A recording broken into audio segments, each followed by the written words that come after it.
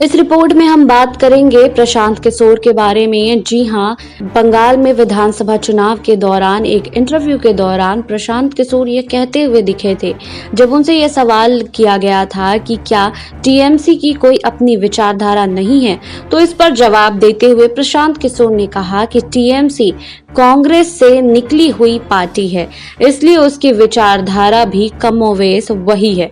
दरअसल इस सवाल पर जवाब देते हुए प्रशांत किशोर ने कहा था कि टीएमसी पार्टी की विचारधारा और डीएनए की जड़ें कांग्रेस से ही जुड़ी हुई है, क्योंकि यह कांग्रेस से ही निकलकर बनी है।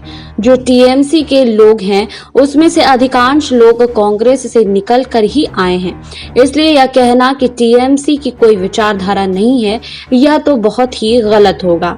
जी हां, प्रशांत किशोर जवाब के मतलब भी यह कि टीएमसी और कांग्रेस की विचारधारा एक है, तो इस पर प्रशांत किशोर ने कहा कि मैं यह नहीं कह रहा हूं, लेकिन टीएमसी की विचारधारा की जड़ें कांग्रेस से ही जुड़ी हुई है। आगे प्रशांत किशोर ने कहा कि जहां तक मुझे समझ में है कि उसके हिसाब से टीएमसी की विचारधारा लेफ्ट, सेंटर और कल्याणकारी राज्यों वाली है।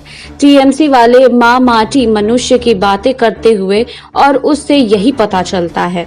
जी हाँ, इसके अलावा प्रशांत किशोर ने कहा कि मेरा काम टीएमसी के अतीत और भविष्य पर चर्चा करना है।